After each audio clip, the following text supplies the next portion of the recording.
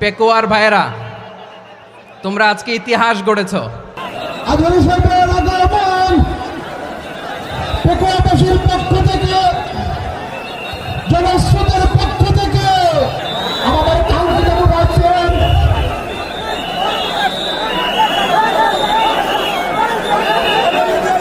আমরা দৃষ্টি আকর্ষণ করতেছি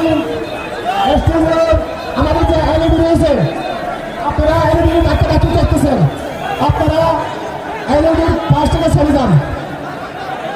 এলইডি যদি কোনো এলইডি স্টার্ট হয়ে যায়, আলোচনা শুনতে কষ্ট হবে।